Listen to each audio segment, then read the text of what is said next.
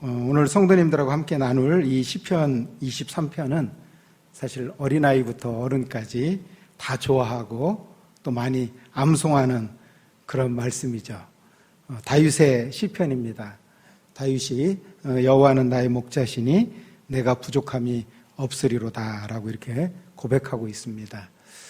성경에 비록 다윗의 고백으로 쓰여져 있지만 이 말씀이 우리에게 주어지고 있는 것은 또한 이 고백이 다윗만의 고백이 아니라 이 말씀을 읽는 우리 모두의 고백이 되기를 바라는 그런 마음으로 하나님께서 우리에게 이 말씀을 주셨다라고 생각합니다. 오늘 이 예배에 참여한 우리 모든 성도님들이 이 다윗의 고백을 함께 할 수 있었으면 좋겠습니다. 여호와는 나의 목자시니 내게 부족함이 없으리로다. 우리 모두의 고백, 이 고백을 우리가 때때로 할 수만 있다면 자주 할 수 있었으면 좋겠습니다. 그리고 우리의 가족들도, 우리의 자녀들도 이 고백을 할 수 있었으면 좋겠습니다. 우리 부모님들은 자녀들이 다 행복하기를 원하시죠. 네, 이 드림교회도 그러한 지금 어떤 지향점을 가지고 사람을 행복하게 이렇게 추구하고 있는 어떤 방향성이 있다라고 생각합니다. 저희 부모님도 아들인 제가 행복한 인생을 살기 원하셨습니다. 그래서 저의 이름을 행구라고 지어주셨습니다. 제 이름이 좀 독특하죠? 좀 특이합니다. 잠깐만요. PPT 한번. 저 이름을 한자로 제가 이렇게 풀이해 놓은 겁니다. 행은 행복행자고요. 구는 구할 구입니다. 그러니까 이름의 뜻이 행복을 구한다라는 뜻입니다. 저희 부모님의 간절한 기대죠. 그런데 이제 예수님 안에서 행복을 다 구했습니다. 네. 이렇게 부모님들은 자녀가 행복하기를 원하죠. 그래서 부모님들이 많은 애를 쓰시고 수고하시면서 그 자녀를 뒷바라지합니다. 또 공부할 수 있는 여러 여건도 또 좋은 것들도 자녀들에게 주고 싶어 하시죠. 그런데 우리 육신의 부모님이 이렇게 자녀들이 행복하기를 원하는 것처럼 하늘에 계신 우리 하나님 아버지께서는 하나님의 자녀된 우리가 더 이 행복한 인생을 살아가기를 원하십니다. 그래서 그 하나님께서는 우리에게 이 행복한 인생을 살아가도록 하게 하기 위해서 하나님이 하실 수 있는 모든 것을 다 하셨습니다. 그래서 요한복음 10장 11절에 보면 이렇게 예수님이 우리에게 말씀하고 있죠. 나는 선한 목자라 선한 목자는 양들을 위하여 목숨을 버린다라고 말씀하고 있습니다.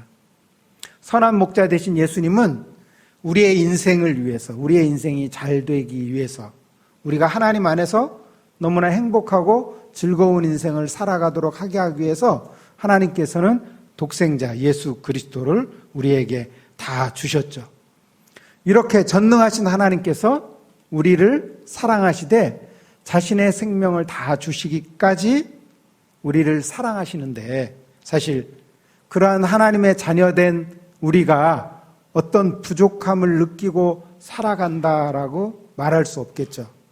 그런데도 불구하고 안타까운 것은 이런 하나님이 이렇게까지 우리를 사랑하시는데도 불구하고 우리의 입에서 내게 부족함이 없으리로다라고 하는 이 고백이 자주 나오지 않는다는 거예요.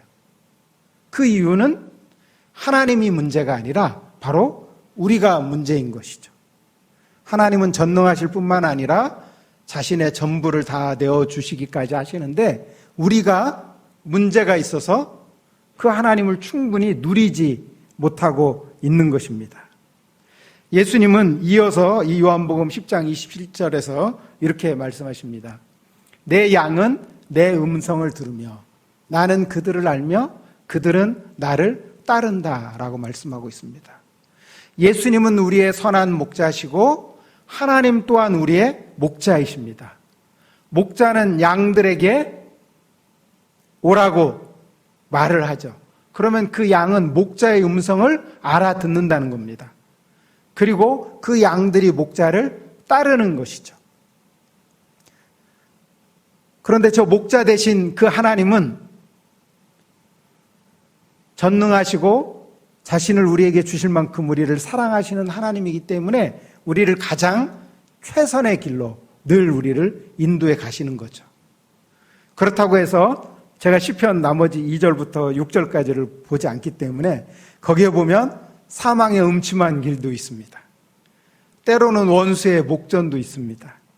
왜 하나님이 나에게 이런 길을 허락하실까라고 생각할 만큼 지금 코로나와 같은 이런 상황이 있을 수도 있습니다. 그러나 그것은 하나님이 우리를 덜 사랑하시거나 하나님에게 어떤 능력이 부족해서가 아니시죠. 하나님은 자신의 생명까지 우리에게 주실 만큼 우리를 사랑하시는 하나님이십니다. 말씀 하나로 천지를 창조하시는 전능하신 하나님이신 것이죠. 그래서 그 하나님은 우리에게 말씀해 주시면서 우리를 가장 최선의 길로 우리의 인생을 이끌어 가시는 것입니다. 그런데 문제는 양된 우리가 하나님의 말씀을 듣되 뜨문뜨문 듣거나 듣고 싶은 말만 듣거나 한다는 것이죠. 그리고 때로는 하나님의 말씀을 듣되 하나님을 따르지 않는다는 겁니다. 근데 내 양은 내 음성을 들으며 나를 따른다라고 말씀하고 있죠. 우리가 목자 대신 이 하나님의 음성을 듣고 우리가 이 하나님의 인도하심을 잘 따르게 된다면 저 다윗의 고백이 다윗만의 고백이 아니라 우리 모두의 고백이 될 수 있다라는 것입니다. 여호와는 나의 목자시니 내가 부족함이 없으리로다. 다윗이 이 시편 23편 1절에서 이렇게 고백하고 있는데 시편 25편에 가면 다윗이 저렇게 고백하고 있습니다. 여호와여 주의 도를 내게 보이시고 주의 길을 내게 가르치소서. 주의 진리로 나를 지도하시고 교훈하소서. 주는 내 구원의 하나님이시니 내가 종일 주를 기다리나이다. 다윗의 기도입니다. 주의 도를 나에게 보여달라는 것입니다. 주의 길을 나에게 가르쳐달라는 것입니다. 주의 진리로 나를 지도하시고 나를 교훈해달라는 것입니다. 왜? 하나님이 나의 목자시니까.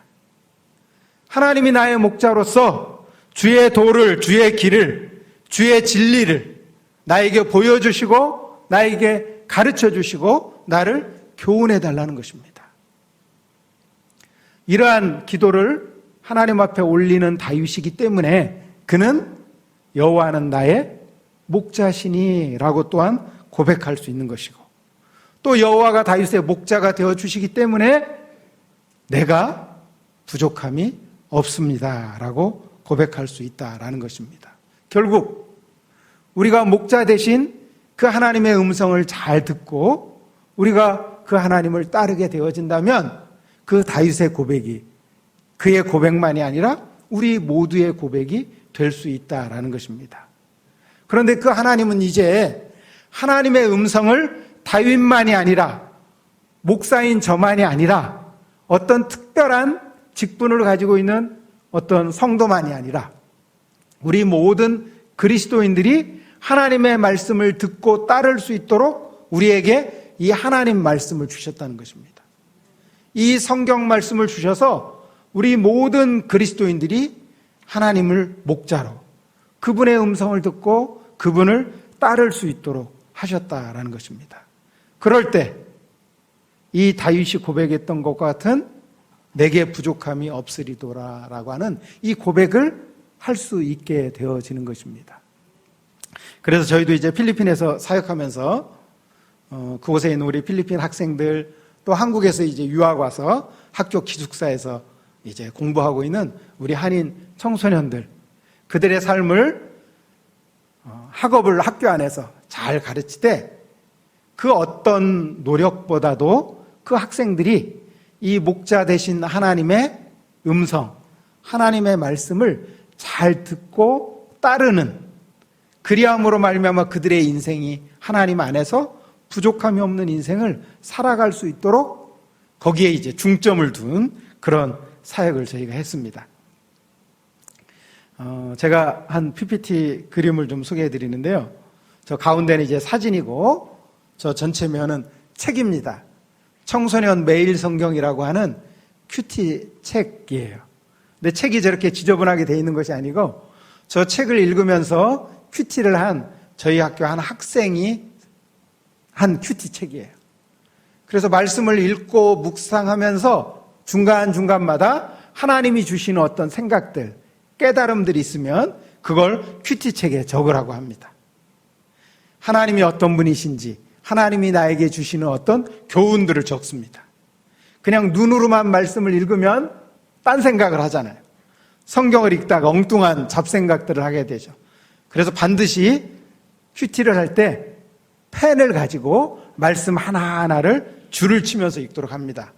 그리고 나에게 주신 어떤 중요한 부분이 있으면 동그라미도 치고 어떤 부분은 V자 표시도 하고 어떤 부분은 별 표시도 하고 특별히 나 개인에게 주시는 어떤 깨달음이나 말씀들이 있을 때는 저 큐티텍 공간 빈 여백에 그 주시는 말씀을 적으라고 합니다. 그래서 저는 가능하면 아이들한테 큐티를 할 때 이런 사색 볼펜을 가지고 큐티를 하라고 합니다. 왜냐면 큐티 책이 검정색으로 쓰여져 있잖아요. 그럼 똑같이 검정색으로 쓰면 잘 안 보이니까 어떤 부분은 초록색, 어떤 부분은 파란색으로 쓰게 합니다. 그리고 마지막 나에게 적용하는 마지막 결론 이런 것들은 또 빨간색으로 쓴다든가. 그렇게 해서 그 말씀을 읽고 묵상하는 동안 나의 전 존재가 그 말씀에 깊이 몰입되도록 학생들로 하여금 하나님의 말씀을 집중해서 듣도록 훈련을 시킵니다. 매일 아침마다 저 말씀을 묵상하게 하고 점심시간에 저 가운데 모여있는 학생들처럼 12시에 점심시간이면 아이들이 밥을 먹습니다. 그리고 12시 반이 되면 밥을 먹고 난 뒤에 쉬거나 놀거나 떠들거나 그러지 않고 이런 예배당, 채플실로 학생들이 모입니다. 이건 자발적이에요. 아침에 큐티는 의무적으로 하는 거지만 이 큐티 나눔방을 점심시간에 엽니다. 그러면 우리 한인 청소년들 한 120명 중에 80명 정도가 저 시간에 옵니다. 강제가 아니고 자발적인 거예요. 일주일에 하루가 아니라 월요일부터 금요일까지 매일매일 밥을 먹고 쉬고 떠들고 놀고 싶은 그 시간에 아침에 묵상했던 저 말씀 큐티책을 들고 옵니다. 그리고 각자가 자신에게 주셨던 말씀을 함께 나눕니다. 기도 제목을 함께 나누고 그런 가운데 하나님이 주셨던 은혜들을 또 다른 친구들과 선배들과 함께 나누게 되는 것입니다. 그리고 저녁 7시가 되면 또 함께 예배를 드립니다. 그때는 이제 제가 설교를 했는데 설교 본문이 다른 것이 아니라 아침에 묵상하고 점심시간에 친구들과 함께 나눴던 저 말씀을 가지고 다시 설교를 합니다. 그러니까 저희 학교 학생들의 대부분은 같은 동일한 본문을 가지고 하루의 말씀을 2번, 3번을 보게 되는 겁니다. 정말 이 말씀을 굳게 붙잡을 수 있도록. 그랬더니 어느 날 한 학생이 그런 말을 하는 거예요. 제가 말씀을 붙잡은 줄 알았는데 이 말씀이 저를 붙들어 가고 있는 것을. 내가 말씀을 붙잡았더니 그 말씀이 나를 붙들어 가더라. 말씀에 붙들림 받은 그 인생을 살아가는 어떤 청소년들의 모습을 볼 수 있었습니다. 그 당시 함께 큐티했던 그 몇몇 학생들의 고백이에요. 제게 큐티는 나침반과 같고 큐티 나눔은 서로 의지하며 나아갈 수 있는 배와 같은 존재입니다. 네, 그 다음 하나님의 말씀은 제 자신을 들여다보게 하는 거울인데 큐티 나눔은 그날 거울에 비친 제 모습을 지체들에게 보여주고 그 지체들의 모습도 보면서 말씀 안에서 하나 되어가는 시간입니다. 또 다른 한 학생입니다. 큐티는 하나님과 나 사이의 카카오톡입니다. 하나님이 보내주신 메시지를 묵상하고 순종하고 적용할 때 하나님과의 관계는 더욱 깊어집니다.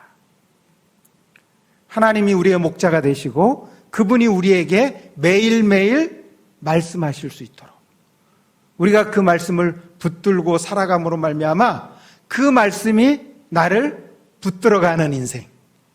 그래서 다윗만의 고백이 아니라 이 말씀을 붙잡는 그 모든 학생 한 사람 한 사람이 여호와는 나의 목자시니 내게 부족함이 없습니다 라고 하는 이 고백을 할 수 있도록 자라나는 우리 다음 세대를 말씀 안에 세우는 그런 사역들을 감당했습니다. 그런데 아침, 점심, 저녁 하루에 3번씩 말씀을 묵상하고 나누고 들을 수 있다는 거, 이 얼마나 대단한 일입니까? 그렇죠. 그런데 이것보다 더 놀라운 것은 그 말씀을 읽고 묵상하고 나누는 그 1시간 혹은 1시간 반 정도의 그 시간보다도 하루의 전부, 아침부터 오후 시간까지 9시부터 오후 4시, 5시까지 그들이 학습을 하되 세상의 가치관에 근거를 둔 학습이 아니라 하나님의 말씀에 뿌리를 둔 기독교 세계관에 기초를 둔 그러한 학습을 하게 된다라는 것입니다.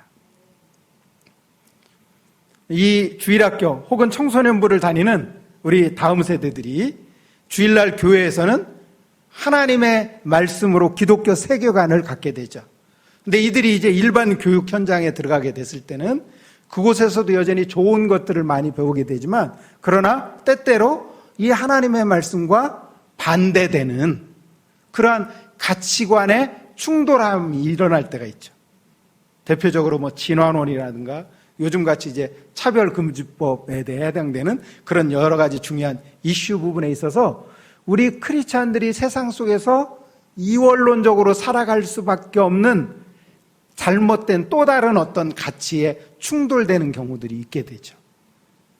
그런데 우리 아이들이 예배당 안에서 이 말씀으로 자신을 세우는 훈련을 할 뿐만 아니라 학교에 가서도 학습을 하면서도 하나님의 말씀에 기초를 둔 기독교 세계관 안에 뿌리를 둔 그러한 학습을 할 수 있다라는 것입니다.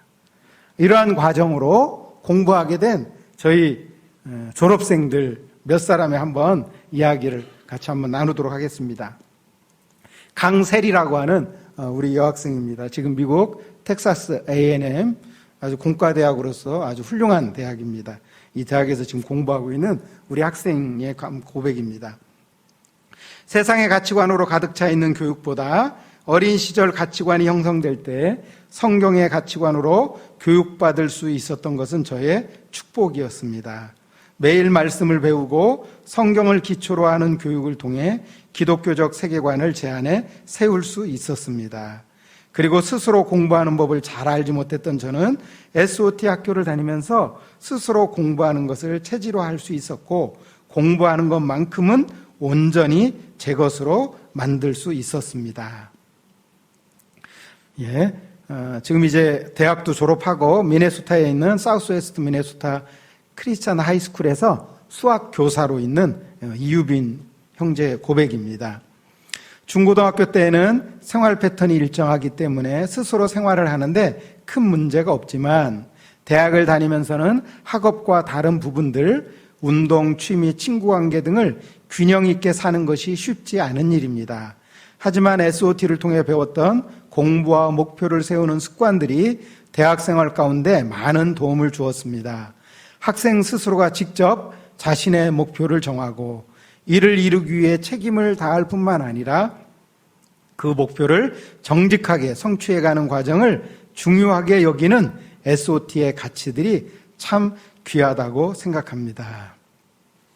이제 한번 동영상, 짧은 동영상으로 우리 두 지체의 이야기를 좀 들어보도록 하겠습니다. 신예진 자매라고 합니다. 지금 이제 고려대학교 대학원에서 상담 심리를 공부하고 있는 자매입니다.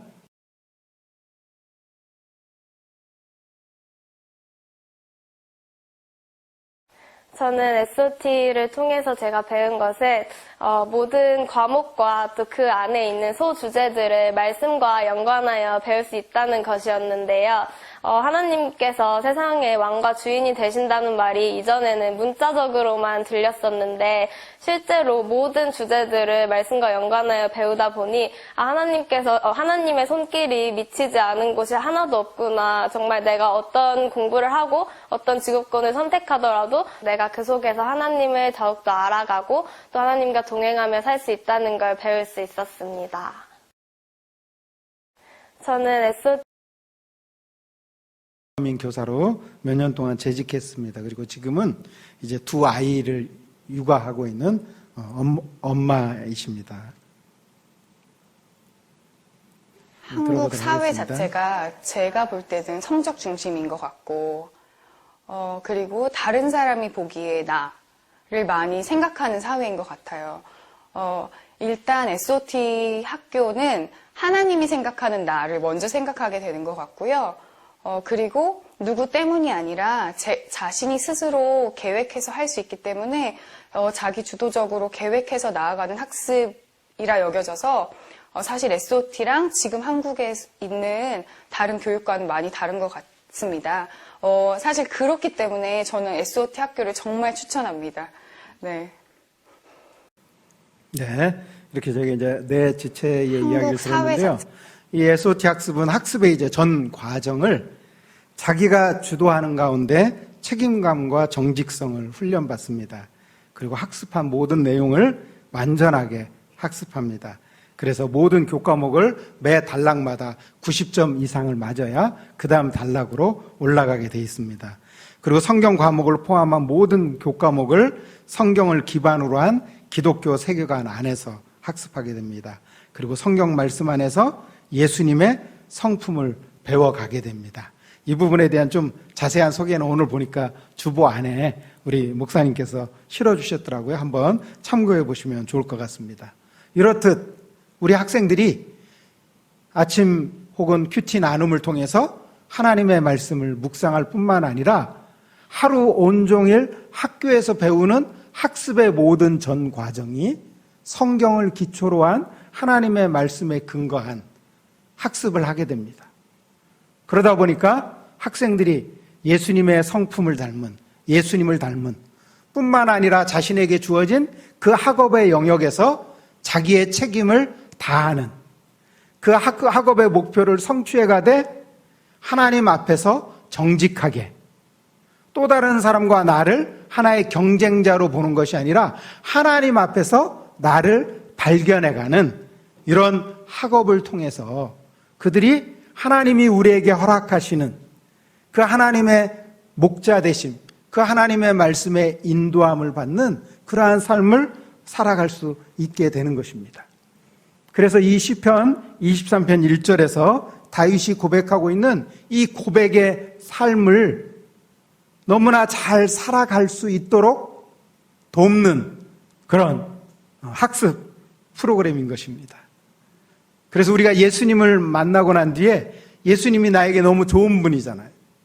그래서 우리가 그 예수님을 또 다른 사람들에게 소개하듯이 사실 저도 이제는 이러한 학습 방법에 대해서 이 학습 방법이 저희 세 자녀, 저희 아이들이 이제 큰애들 둘은 대학을 졸업했고 막내가 이제 대학 3학년인데 저희 아이들이 다 이 학습 방법으로 공부를 했습니다.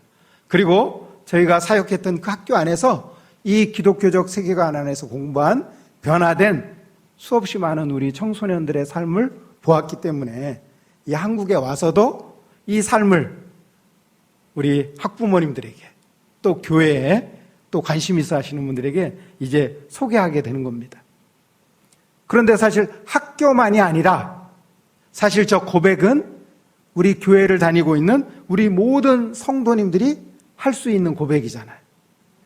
뿐만 아니라 우리의 자녀들, 나만이 아니라 자라나는 우리의 가족들, 자녀들, 그들 또한 여호와는 나의 목자시니 내게 부족함이 없습니다 라고 고백할 수 있어야 되잖아요. 저기에 제가 그 말씀을 묵상하는 저희 학교의 청소년들이 했던 큐티 책을 한번 보여드렸습니다. 5종류의 큐티책이에요. 제가 저 5가지를 다 올린 이유는 한 가지입니다. 맨 오른쪽 밑에는 어른들이 보는 큐티책이에요. 그 옆에는 청소년들이 보는 큐티책입니다. 저 위에 있는 3개 큐티책은 유치원 아이들이 보는 큐티아이라는 책이에요. 가운데 있는 책은 초등학교 1학년부터 3학년들이 보는 큐티책이에요. 또 오른쪽에 있는 큐티책은 초등학교 4학년부터 6학년들이 보는 큐티책입니다. 제가 저 큐티책을 일일이 다 보여드린 이유는 한 가지예요. 할아버지도 아빠 엄마도 할머니도 우리 자녀들도 매일매일 동일한 본문으로 하나님의 말씀을 같이 묵상할 수 있다는 것입니다. 여호와가 아버지의 어머니의 목자만 돼서는 안 되잖아요. 그 하나님이 할아버지 할머니의 목자도 되셔야 되고 아버지 엄마의 목자도 되셔야 되고 자라나는 우리 자녀들의 목자도 되어야 되잖아요. 그래서 우리 온 가족이 여호와는 나의 목자시니 내게 부족함이 없습니다라고 하는 이 고백을 할 수 있어야 되잖아요. 그러려면 이 교회 안에서 잘 자라나고 있는 우리 성도님들이 이제 이 교회 문을 나서서 가정으로 돌아가셔서는 어른과 자녀들이 매일매일, 주일날만이 아니라 매일매일 하나님의 말씀을 같이 묵상해야 된다는 것입니다. 그리고 저 묵상한 말씀이 같은 본문이잖아요.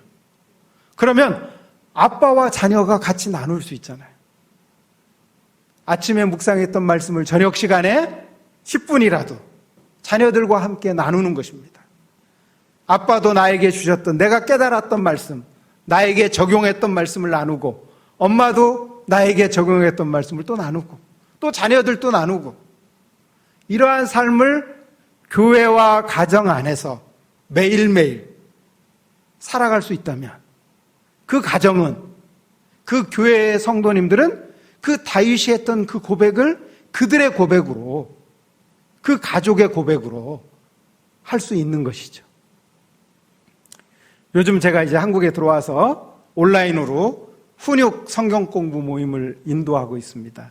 주로 아빠, 엄마가 같이 참여해요. 때로는 엄마들은 관심이 많아서 참여하고 아빠들은 참여하지 않는 경우들이 있는데 그러면 아빠와 엄마가 서로 일관성이 없기 때문에 딴소리를 해요. 그래서 지금 저는 이제 꼭 아빠, 엄마가 같이 참여하는 훈육 성경 공부를 합니다. 요즘 TV에도 오 박사님이라는 분이 아주 훈육에 대한 좋은 강의들을 많이 하는데 그분이 하고 있는 강의가 참 좋아요. 그러나 다 우리와 똑같지는 않습니다. 왜? 가치관이 다른 부분이 있기 때문이에요. 훈육이라는 말, 디스플린이라고 하는 이 영어 단어는요, 디사이플이라고 하는 영어 단어에 어원을 두고 있어요. 그러니까 훈육은 제자라는 말에서 파생된 말이에요. 보통 부모님들이 훈육한다라고 그러면 부모님 말씀 잘 듣는 애로 키우는 것, 네가 썼던 장난감, 네가 봤던 책은 제자리에 꽂아놓고 네가 신었던 양말은 빨래통에 잘 갖다 넣어놓고 우리는 보통 그걸 많이 생각하죠. 그거는 우리의 일상의 삶에 나타난 작은 열매일 뿐이에요. 그거보다 더 중요한 것은 보이지 않는 내면의 뿌리입니다. 본질적인 부분이에요. 우리는 부모 말 잘 듣는 자녀들을 키우는 것이 아니라 하나님의 말씀을 잘 듣는 예수님의 제자를 키우는 것이 훈육의 가장 기본입니다. 근데 부모가 자녀를 예수님 말씀 잘 듣는 제자로 키운다고 하면서 정작 부모님이 예수님의 제자가 안 된다면 어떻게 되겠어요? 그러니까 부모님도 하늘 아버지의 말씀을 어떻게 해요? 잘 들어야 되는 거죠. 그리고 또 부모님은 자녀들로 하여금 그 하나님의 말씀을 잘 듣도록 하는 것이죠. 그래서 교회 안에서 어린아이로부터 장년, 노년에 이르기까지 우리 모두가 하나님의 말씀을 듣듯이 이제 가정 안에 가서도 부모와 자녀가 매일매일 하나님의 말씀을 같이 듣고 그들이 말씀 안에서 어떻게 살아가고 있는지를 함께 나누는 것입니다. 그런데 교회에서 하나님의 말씀 듣고 가정에서 하나님의 말씀을 듣는데 학교에까지 가서 제가 소개했던 저 학교처럼 하루 24시간이잖아요. 일주일이 전체가 그 목자 대신 하나님의 말씀을 들을 수 있는 환경 안에서 우리의 자녀들이 자라갈 수 있다고 한번 생각해 보세요. 이것처럼 행복한 일이 어디 있겠어요? 아침부터 낮, 저녁까지 그들이 늘 하나님의 말씀을 같이 묵상하고 그 말씀을 나눌 뿐만 아니라 하나님의 말씀에 뿌리를 박은 그 기독교 세계관 안에서 그들이 학습을 하게 될 때 그들이 하나님의 말씀을 잘 듣는 예수님의 제자로 자라가게 되는 것입니다. 그때 그들의 입에서는 다윗과 같은 이런 고백이 나올 수 있게 되어진다라는 것입니다. 특별히 이 드림교회가 오래전부터 이런 기독 대안학교에 대한 하나님이 주신 비전 가운데 기도하면서 이 일을 준비해 왔다라고 이야기를 들었습니다. 이것은 한 어린아이를 둔 한 부모만의 이야기가 아닙니다. 이 땅에 예수 그리스도의 제자를 편만하게 세우고 키워가는 하나님 나라 공동체 이 교회의 전적인 사역인 것이죠. 저희 필리핀에 있는 그 학교에는 한 20% 정도 되는 불신자 자녀들이 왔습니다.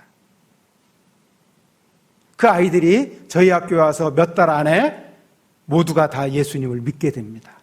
예수님을 영접하게 돼요. 그들이 말씀을 묵상합니다. 그들이 변화된 삶들을 통해서 그 자녀들이 변화된 삶들을 통해서 부모님들이 도전을 받습니다. 그리고 그 부모님들이 예수를 믿습니다. 이 얼마나 감사한 일입니까? 이 드림교회 안에 저렇게 성경을 기초로 한 기독교 세계관 안에서 학습하는 저 학교를 통해서 이 드림교회 성도님들의 자녀들이 예수님의 제자로 하나님의 말씀을 듣는 자로 그 하나님을 누리고 경험하는 자로 살아갈 뿐만 아니라 우리 주변에 있는 또 다른 이웃들까지도 정말 부족함이 없는 그 인생을 살아가는 변화된 크리스찬들의 삶들을 통해서 우리의 이웃들이 관심을 갖게 될 것입니다. 그리고 그 자녀들이 함께 변화되고 또 우리의 이웃들이 함께 변화되고 그래서 하나님이 기대하시는 온 열방이 하나님을 함께 예배하는 그 축복의 통로로 하나님께서 이 드림교회와 또 이 드림교회가 세울 그 학교가 아름답게 쓰임받게 되기를 소망합니다. 함께 기도하겠습니다. 여호와는 나의 목자시니 내게 부족함이 없으리로다. 이 고백이 다윗만의 고백이 아니라 오늘 이 자리에 있는 우리 모두의 고백이 될 수 있게 해주시는 것 감사를 드립니다. 우리의 가정 안에 있는 우리의 자녀들이 또한 이 고백을 할 수 있게 되기를 소망하고 이 드림교회와 성도님들의 가정과 그 이웃들까지도 또 세워질 그 학교를 통하여 이 하나님을 누리고 경험하는 그 축복의 사람들이 더욱더 편만하게 또 열방을 향해 나아가는 그 은혜를 허락해 주시기를 소망합니다. 예수님의 이름으로 기도드립니다. 아멘.